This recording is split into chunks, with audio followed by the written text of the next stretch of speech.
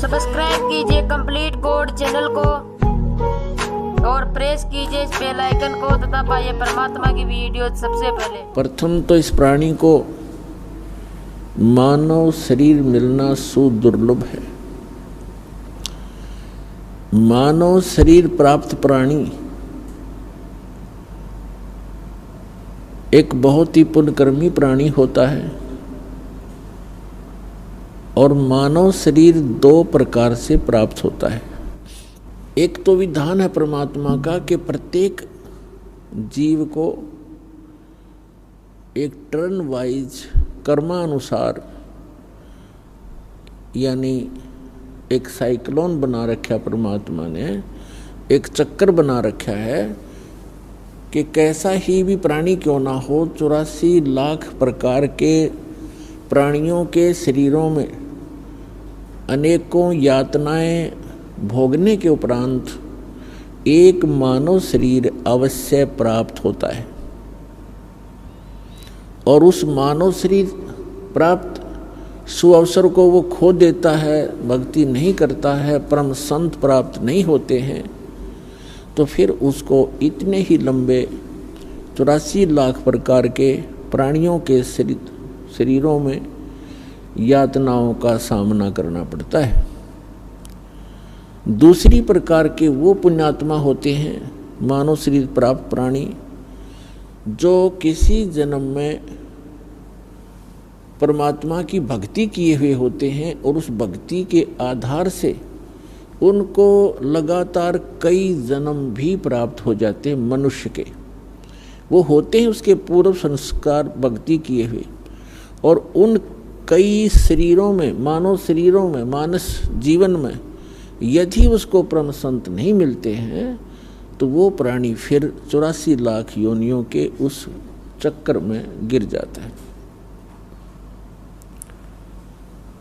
सबसे पहले तो वो पुण्यकर्मी प्राणी हैं जिनको मानव शरीर आज प्राप्त है। दूसरी प्रकार के वो और भी अच्छी किस्मत के बच्चे हैं परमात्मा के, मनुष्य शरीर प्राप्त हैं और परमात्मा की तरफ में कहीं ना कहीं लगे हुए हैं, घूम रहे हैं, भटक रहे हैं।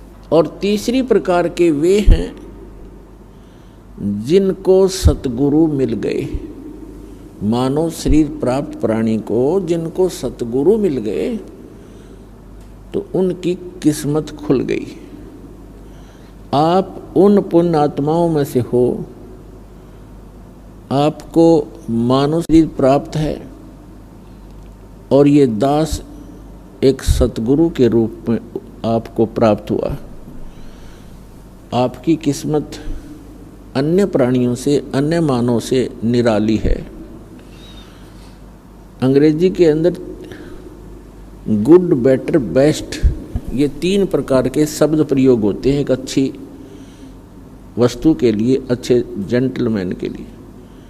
तो आप जी उस बेस्ट क्वालिटी के किस्मत पुण्यकर्मी प्राणी हो, किस्मत वाले हो। आप जी को ये सतलोक आश्रम बरवाला, जिला हिसार, हरियाणा में यथार्थ भक्ति मिली और सत्य साधना, सत्य ज्ञान और वो सत्य साहेब यानी अविनाशी परमात्मा, ये तीनों वस्तुएं, तीनों पदार्थ आपको सहज में प्राप्त हुए। आप परमात्मा के वो हीरे मोती लाल हो जिनके लिए वे स्वयं युगों से भटक रहे हैं, लेकिन आपने काल की भांग घड़ी पी रखी थी, जिस कारण से आप और हम सभी उस अपने पिता को पहचान नहीं सके। हमने उनकी उंगली पकड़ी नहीं, हमने इस काल बेईमान की उंगली पकड़ ली अपना पिता जान के, और ये हमें ठगलाया और इसने यहाँ हमें अपने मजदूर बना रखे हैं। और ये ऐसा ठग है, इसने हमारे को इस त्रिगुणमयी माया की भांग पिला दी, और जब तक ये नशा हमारा उतरेगा नहीं तब तक हम अपने परमपिता को पहचान ही नहीं सकते। तो सतलोक आश्रम बरवाला, जिला हिसार, हरियाणा के अंदर आप जी को एंटीबायोटिक, ये यथार्थ ज्ञान रूपी प्रवचन, ये यथार्थ ज्ञान समझा सुना के आपकी वो काल की भांग उतारी जाती है। और जिनकी भांग उतरेगी रात को भी आंसू टपकेंगे आपकी आंखों से। हम कहाँ धोखे में जीवन नाश कर रहे थे, हम किसको भगवान मान बैठे थे, हम क्या टारगेट लेकर जी रहे थे, उद्देश्य क्या था हमारे जीने का? एक माया जोड़ना, संपत्ति बनाना, कोठी बनाना, उच्च पोस्ट प्राप्त कर लेना, बैंकों में खूब जमा कर दें घना घना धन, और अगले दिन मृत्यु हो जाती है। वो जोड़ा जाड़ा यहाँ रह जाता है, और उस जोड़ने में धन इकट्ठा करने में जितने पाप इकट्ठे किए थे वो साथ लद कर चला जाता है, और 84 लाख योनियों के अंदर कष्ट पे कष्ट उठाता है। इससे बड़ा धोखा इस प्राणी के साथ और हो ही नहीं सकता कि मानव शरीर प्राप्त करके और हम केवल डले ढोने पर लगे हुए हैं। संसारिक परंपराओं के लिए ही हम माया इकट्ठा करते हैं। एक तरफ से इकट्ठा किया, 2 नंबर का काम किया, रिश्वत लिया, चोरी की, और फिर कोठी में लगा दिया या विवाह पर खर्च कर दिया, और उन पापों से लद कर खुद चले गए। वो सारा कुछ यही रह गया। तो पुण्यात्माओं, सौभाग्य आपका, आपको ये सत्य वचन सुनने को प्राप्त हो रहे हैं। पूरा विश्व और असंख्य ब्रह्मांड में जितने भी प्राणी हैं, ये सभी कबीर परमात्मा के बच्चे हैं।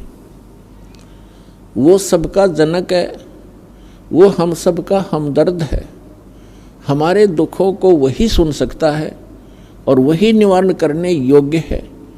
अन्य कोई सक्षम भी नहीं है। हम चाहे किसी के सामने अपनी एप्लीकेशन, अपनी अरदास लगाए बैठे रहें, जो काम मुख्यमंत्री सत्र का हो और हम अरदास लगाते हैं पटवारी के सामने, तो हमारे जैसा मूर्ख नहीं, तो सारी उम्र लगाए बैठे रहे वहाँ दरखास्त, वो कुछ नहीं कर पाएगा।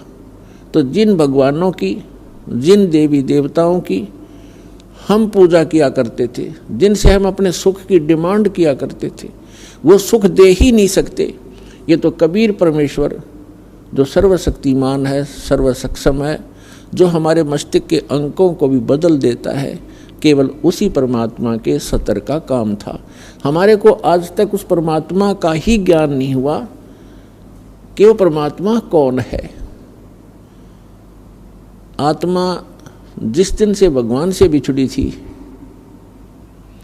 और इस काल के साथ यहाँ आगे थे, उसी दिन को इसको एहसास हो गया था कि मेरे से बहुत बड़ी गलती हुई है और मेरा बहुत बड़ा, एक बहुत ही जो सुख में सथल छूट गया है, जैसे मेरा कुछ खो गया है। इसने हमारे को इस त्रिगुणमयी माया के द्वारा सबको मदहोश कर दिया।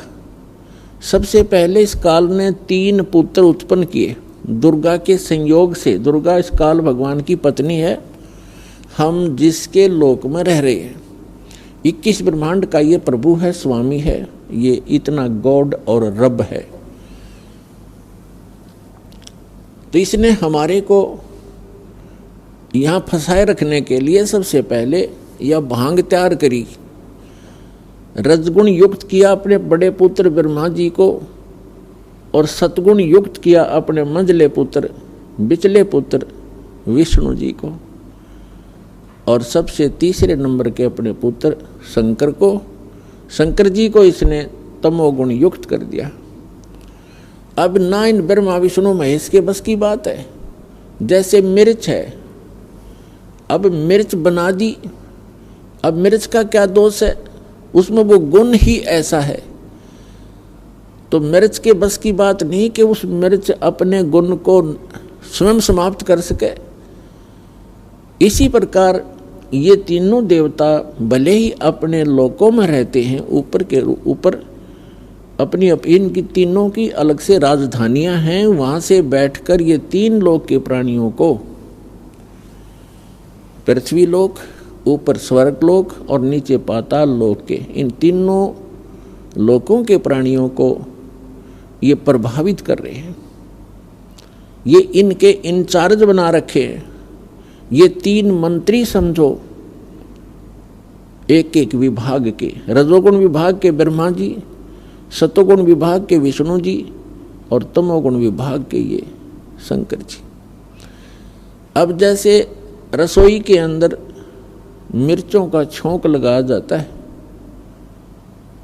मूल वस्तु साकार रूप में रसोई के अंदर है मिर्च और सब्जी, और उस मिर्चों की वहाँ से निकली हुई वो सूक्ष्म तरंग, उसका जो प्रभाव अन्य कक्षों में, अन्य रूम्स में बैठे हुए प्राणियों को, घर के सदस्यों को भी प्रभावित कर रही है और उनको छींकें आनी शुरू हो जाती हैं। तो उन व्यक्तियों की बस की बात नहीं कि वे छींकों को रोक सकें। तो पुण्यात्माओं, आप और हमको, इंक्लूडिंग ब्रह्मा विष्णु महेश जी को, इस काल भगवान ने हमारे को विवश करके यहाँ रखा हुआ है।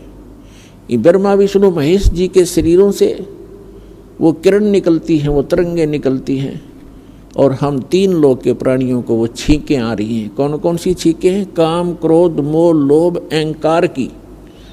और इनको रोकना आपके बस की बात नहीं है।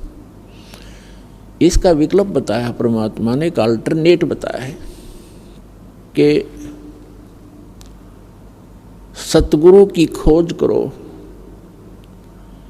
और सतगुरु कौन होगा, सतगुरु की पहचान क्या होगी, ये हमारे सभी सदग्रंथ भी बताते हैं। सतगुरु की सबसे पहली पहचान बताई है कबीर परमात्मा जी ने अपनी प्यारी आत्मा धर्मदास जी को, कि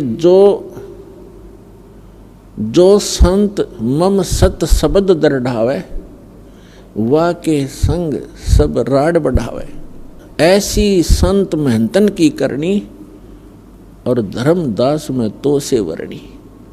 पहली पहचान बताई है कि जो मेरा प्यारा हंस, मेरा भेजा हुआ दास, जिसको मैं सतगुरु बनाकर भेजूंगा। सतगुरु का अर्थ होता है सच्चा ज्ञान प्रदान करने वाला, और सच्ची ही साधना उसके पास हो, और वो अधिकारी हो उस नाम के दान करने का, सभी मर्यादाओं का वो पालन करता हो, जैसे सभी कंडीशन पूरी हो,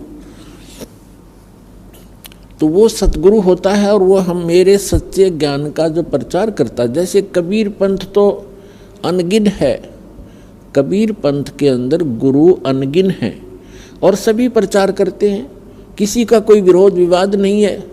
हरिदास ने जिस दिन से सच्चा ज्ञान प्रारंभ किया है, उसी दिन से हर तरफ से विरोध प्रारंभ हो गया था। लेकिन परमात्मा साथ होता है तो विरोध लास्ट में व्यर्थ ही होता है उन लोगों का, और फिर उनको पछताने के अतिरिक्त कुछ भी हाथ नहीं लगता। ये तो पहली पहचान बताई है। फिर दूसरी बताई है कि सतगुरु के लक्षण कहूँ मधुरे बैन विनोदे, 4 वेद 6 शास्त्र वो कहे 18 बोधे।